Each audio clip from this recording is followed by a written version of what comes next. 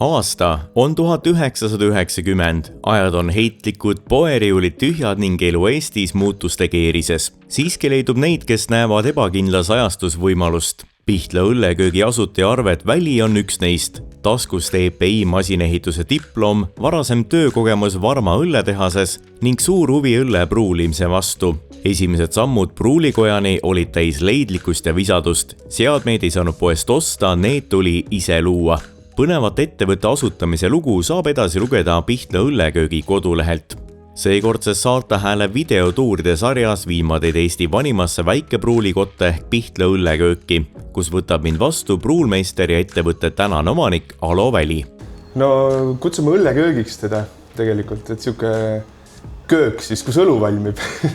et võib ka pruulikojaks kutsuda, midagi ei juhtu, aga jah, ütleme, kõik enda tegevused me teeme siin majas, alates siis vilja jahvatamisest kuni purki villimiseni välja ja ruumi on küll vähe, aga me siin saame enda asjad kõik ilusti mugavalt tehtud ja natukene jääb ruumi üle isegi, et siia ka külalisi vastu võtta või mingit tuure teha, aga no tehnikat on siin väga palju, et hakkame siis otsast minema, et kust see protsess alguse saab ja kuni ta jõuab siis nii-öelda valmis tooteni.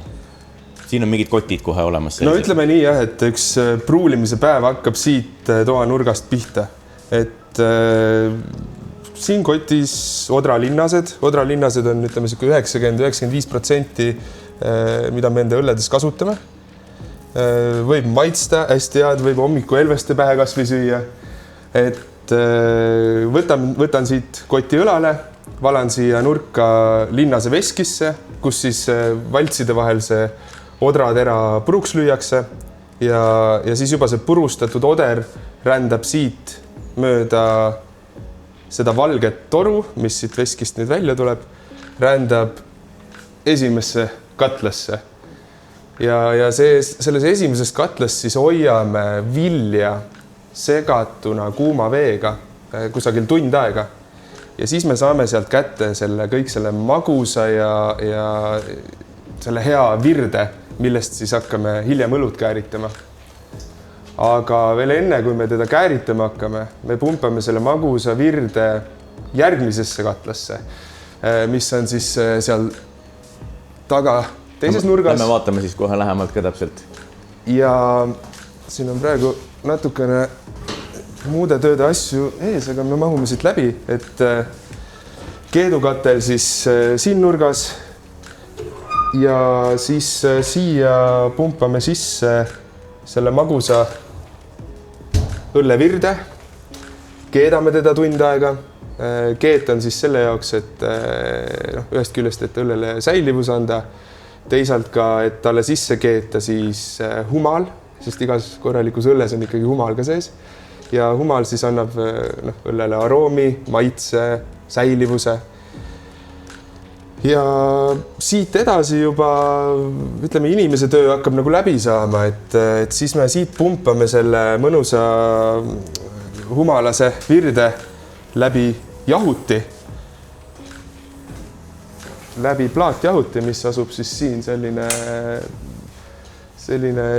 inimesel rinnuni siuke jahuti, et ühest otsast tuleb tal siis 100-kraadine virre sisse ja siit teisest otsast juba jahutatud, ütleme, 18-kraadine virre tuleb välja. Ja ühendame voolikud siin kuskile tankide külge, kus parasjagu ruumi on ja virre läheb käärima. Käärima siis õllepärmiga, et lisame veel ülevalt tankiluugist talle pärmi peale, sulgeme hermeetiliselt ja siis jääme ootama põhimõtteliselt, et siis on siuke ootamise töö. Jääb üle ainult temperatuure ja aegu ja temperatuurirežiime siis jälgida. Kui kaua ta peab seal siis nii-öelda seisma? Sõltub õllest, ütleme, meie kõige siuke nišikas või see toode, mille poolest me kõige tuntumad oleme, Saaremaa koduõlu, et sellega 2 päeva ja õlu on valmis. Teised õlled, mingid kangemad, tumedad asjad või pilsner näiteks seisavad kusagil 4 nädalat tankis. enne kui neid sealt saab hakata villima või välja pumpama. Et kas need nii-öelda õlletankid, mis siin rivi peal kõik on, et need on lihtsalt selle jaoks, et ongi nagu erinevad õlled, et need teevad nii-öelda ühte ja sama asja? Nad on kõik ühe funktsiooniga, aga neid on siin siis 6 tükki selliseid põhjast teravaid tanke ja teravad on nad siis selle jaoks, et ühest küljest, et siis toimub selline mõnus tsirkuleeriv käärimine siin sees ja teisalt siis ka see, et kui see õlu juba valmis on, siis me jahutame selle tanki sisu täitsa 0 kraadi peale maha, võib-olla isegi ka õrnalt miinusesse, et sihuke -0,5 kraadi. Ja sees see jääkülm õlu, tema sees siis kõik need igasugused viljajäägid, humalajäägid, mis siin olla võivad, kukuvad tanki põhja, siia teravasse koonuselisse põhja ja siit me saame juba alumisest kraanist lasta selle sette välja ja meile jääb tanki puhas õlu. Kuidas praegu on neid, vaatan siin nii-öelda mitmeid, et kas kuskil mingisugune protsess käib ka sees praegu? Meil on olnud praegu villimise nädal just, et me oleme nüüd kõik värskelt tühjaks teinud. Siin ühes tankis on koduõlu sees, et koduõlu on selline, mida me hoiame siis kogu aeg endal tankis ja villime vastavalt vajadusele, kuna tal on säilivus lühem kui teistel õlledel. Et ta on siuke läbi keetmata elus asi.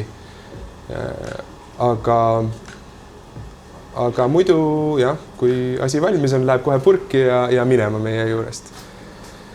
Ma just mäletan, vanasti räägiti, et koduõlle tegu, see käis ikka natuke kauem kui 2 päeva. No jah, ütleme, vanad mehed ju tegelikult magasid ka seal õlle tõrre kõrval, kui see kääris on ju, et ma ütleksin, et ta on kapriissem valmistada kui teised õlled, et teda tuleb oluliselt rohkem poputada ja tema juures seista ja nii-öelda jälgida neid temperatuure, sest ikkagi me kääritame teda pagaripärmiga ja ta käib hästi soojalt, hästi kiiresti, et sellel tuleb silma peal hoida. Et teda tuleb kindlasti oluliselt rohkem valvata kui teisi õllesid. Et sellepärast ilmselt ka vanasti need külamehed seal õlle tõrre kõrval magasid ja vajadusel soojendasid ja jahutasid seda virret. Mis kraanid siin on? Need on pudelite täitmiseks, et mõned tooted veel on, mis me paneme pudelisse, et siis nendega täidame klaaspudeleid. Nagu ma ütlesin, et kui ta juba maha jahutatud on, siis on selge õlu tankis, siis jääb meil üle ainult talle süsihappegaas sisse panna. Seda me siis teeme läbi siit nende kraanide. Siin on sellised perforeeritud torud siin tanki sees, kust läbi siis saame suruda süsihappegaasi sellesse jääkülma tootesse ja siis see toode siis omandab selle süsihappegaasi. Et jah, nii-öelda pihustame süsihappegaasi talle sisse. Ja siis edasi juba ühendame selle tanki villimismasinaga, mis on meil praegu siin kokku pakitud. Et kui me parasjagu ei villi, siis ta seisab siin. Ja see on selline tore Eestis valmistatud selline 3 täitepeaga purkimisliin. Et üsna nobedasti teeb meil selle töö ära. See 3 täitepead tähendab, et siis 3 purki korraga? 3 purki korraga, jah. Et selle tanki teeme 3,5–4 tunniga umbes tühjaks. Ja neid purke tuleb siis kui palju umbes selle 3 või ühes tankis nii-öelda? Me kasutame 0,33 purke, seega umbes 3500 purki on üks partii. Käib ikka kiirelt. Ja siin ongi purgi täitmine. Purk saab siit endale kaane peale. Ja siis läheb juba siia kaanetamisele ja siis juba edasi etikettimisele. Et liinid liiguvad, purgid tõukavad teineteist, et siin ise nagu neid käsitsi tõstma ei pea. Aga mis siis käsitsi on see, et üks inimene peab siin kogumislaua juures seisma ja asjad kasti tõstma. Et jah, praegusel juhul on see etikettimismasin siin valmis, et me täna etiketime limonaadi. Et limpsil siis on lisaks villimisele veel ka pastöriseerimise samm vahel, et sellepärast nüüd ongi, siin on korv rabarberi vaarika limonaadiga, mis meil on kõige uuem asi, et ei ole veel isegi kuskil avalikult väljas. Et see korv on nüüd käinud pastööris, ta on seisnud kuuma veeses ja see siis annab sellele limonaadile säilivuse. Et ja meil siis jääb üle lihtsalt nüüd need purgid siit liini pealt läbi lasta, etiketid peale saada ja kasti panna. Kuidas siis tänapäeval on, et sellise suurusega õlleköögis mitu inimest vaja on, et see õlu sealt nii-öelda purki saaks ja etiketid peale ja? See pruulikoda on madalhooajal 2 hallatav täiesti vabalt, et siin keetmised, villimised ja siis ka nagu jaotamise ja turundustöö teeme 2 ära.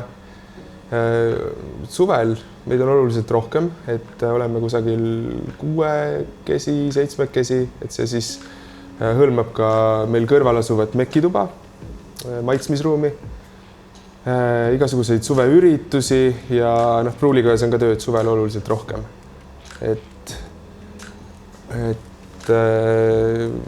Aga jah, inimesi, ütleme, tööd on alati natukene rohkem kui inimesi on, et nii madalhooajal kui ka suvel on, et sihuke napilt nagu saab oma inimestega hakkama, kes meil siin on. Et tööd jagub. Siin on praegu mittealkohoolsed asjad, mis meil on tootevalikus, mida meil on 2 tükki tootevalikus. Üks on siis leivakali. See on rukkileivast. Selline, ma julgen öelda, nagu vanasti selline mõnus leivane, natukene magus, kergelt võib-olla sükest leivaröstist maitset, et kes siin vanema põlvkonna omad ka maitsnud on öelnud, et täitsa nagu vanasti sellest kollasest kaljatünnist sai. Et lõunapagarid teevad siis meile spetsiaalselt sellise kaljateoleiva, millest me siis teeme juba sellise mõnusa leivase joogi. Ja nüüd, nagu ma siin juba näitasin, meil kõige uuem toode, siis rabarberi vaarika limonaad. See on siis tehtud mõeldes sellele, et siis kui siin pered tulevad meil mekituppa midagi maitsma või aega veetma, et siis ka kõige pisematel oleks midagi joogiks, et sihukene mõnusalt marjane, rabarberine, veerand on mahla, et hästi mõnus karastav. Kui palju neid tooteid tänapäeval üldse teete, erinevaid? Nii limonaadid kui õlled, et kui suur see sortiment on nii-öelda? See on siin aastast aastasse varieerunud, et me lähme nüüd sellele suvele vastu 6 õllega ja 2 mittealkohoolse tootega. Need on siis meil sellised põhisortimendi asjad. Et meil ongi siin eelnevatel aastatel ka selline, ütleme, 8-10 toodet on korraga saadaval. Hetkeks peame oma jutu pooleli jätma, kuna täna on juhtumisi ka uue kauba ehk tooraine saabumise päev. Praegu auto tuleb uue linnase ja humalakoormaga, et me hoiame kusagil 5-6 partii asju sees. Et siit peaks nüüd paar tonni vilja tulema ja päris palju humalat. Ja kust kaugelt see tuleb siis?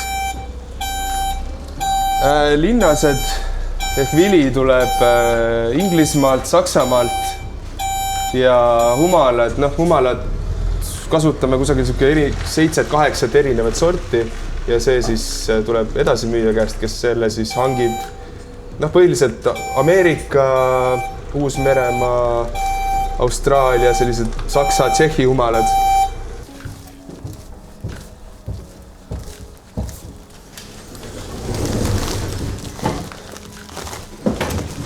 Ma saan, ta ei tule nii suure hooga. Ta ei tule nii suure hooga, et see.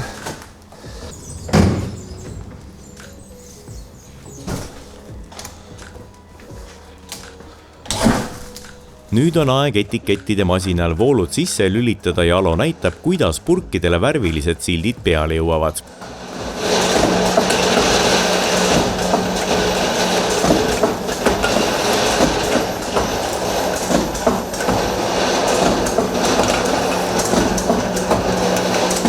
Aga selliste masinatega mingid nagu probleeme ka tekib või kuskil läheb midagi valesti või? No ikka tekib jah. See ongi, nagu sa ütlesid, et võrdlemisi lihtne töö, aga siis kui masin koostööd ei tee, siis see on õudusune nagu. Et kui siin mingid, ühesõnaga ta peab siin täitsa loodis ka olema ilusti, et need, kui see etikett siin natukene viltu jookseb, siis ta hakkab seda taustapaberit rebima katki, etiketid jooksevad liiga üles, liiga alla, siis ta on siuke, siis ta pole riiuli kõlbulik enam, et sellega on vaeva ka nähtud, aga kui juhtub, et purgi peale läheb nii-öelda praagina, saab selle sealt uuesti maha võtta või mis saab siis ikka, jah, saab, et kui ta praegu siin ongi näiteks üks etikett on nagu liiga all, et ma saan ta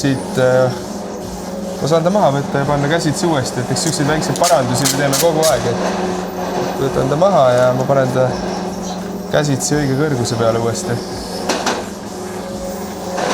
Et seda peab jah siia enne kasti panemist jälgima, et asi oleks riiuli kõlbulik nii-öelda. Ja noh, siis on edasi on siit juba lihtne, et lapid kasti ja kast kinni, teip peale. Nii, ja valmis. Teeme ka väikese tagasivaate Pruulikoja ajalukku ja räägime tulevikuplaanidest. Pruulikoda on siin territooriumil nüüd 35 aasta. Et Pruulikoda on ise umbes sama vana kui mina. Et ilmselgelt mina selle sünni juures ei olnud, aga mul onu alustas seda siis tol hetkel. Ja kogu aeg on ta siin kinnistul olnud, küll mingil hetkel kõrvalhoones ja nüüd siis jälle juba ligi 25 aastat seal, kus me ka praegu tegutseme.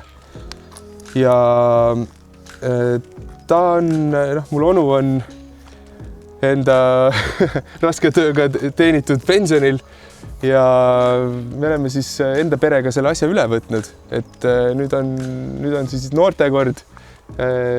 Endiselt hoiame onu seda pärandit siis koduõlle näol au sees ja siis teeme siia kõrvale nii palju ja nii hästi, kui me vähegi oskame teisi sorte, et nagu ma ütlesin, siis juba sihuke ligi 20 õllesorti on siit läbi käinud, pluss siis ka mittealkohoolseid asju. Ja ühel hetkel soetasime siia kõrvale selle vana Pihtla mõisa juustukoja, mis on siis sihuke 19. sajandi lõpus siin püsti pandud ja kuulus mõisakompleksi juurde. Ja me oleme siis sellesse maakivi ossa, siia madalamasse ossa endale maitsmistoa teinud. Et see on siis, ütleme, sai tehtud puhtalt sellest vajadusest, et ühel hetkel suvised sisseastujad hakkasid juba tööd segama. Et siis tegime neile sellise koha, kus nad saavad meie tooteid vaadata, maitsta. Teeme praegu siia juurde ka köögi, et siis sellel suvel saab siin ka kõhtu kinnitada lisaks maitsmisele. Ja teeme ka tuure, degustatsioone siis siin ruumis sees. Ja ütleme, läheme suunalt natukene ka sellisesse pereturismi poole, et pakume siin ka sellist lakamajutust, teeme karavanidele parkimiskohad seal taga hoovis, et lastel on seal mängimisruumi ja igasugust õuetegevust, et kõigil on midagi siin teha. Kuidas te nagu näete, et kas 20 aasta pärast veel mekid juba või see Pruulikoda siin tegutseb, läheb nagu järjest paremaks?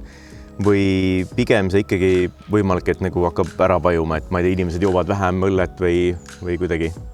Või te usute, et see asi läheb ikkagi ilusamaks siin? Läheb ilusamaks, et kindlasti õlle joomine ära ei lõpe, selles mõttes, et teda on aastat tuhandeid joodud, vaevalt ta nüüd 20 aastaga ära lõpeb. Aga mina teen enda poolt kõik, et see asi, et see oleks nii-öelda nokk ülespoole see asi siin ja mina ei näe, et see asi hääbuks. Pigem me nagu kogume aasta-aastalt tuure või selles mõttes ka mahud kasvavad. Et äkki saab kunagi lastele edasi anda. Ei saa asi muidugi, kas neil selle vastu huvi on, aga kindlasti on 20 aasta pärast on ikka pruuliveda. Selle aasta suvel ootab teid Pihtla õlleköögis ka uus elamus. Õlle ajalugu tutvustav näitus Taluõuel. Saate sukelduda pruulimise traditsioonidesse ja saad osa Eesti vanima väike pruulikoja loost. Saarte Hääl, saarlaste päevaleht.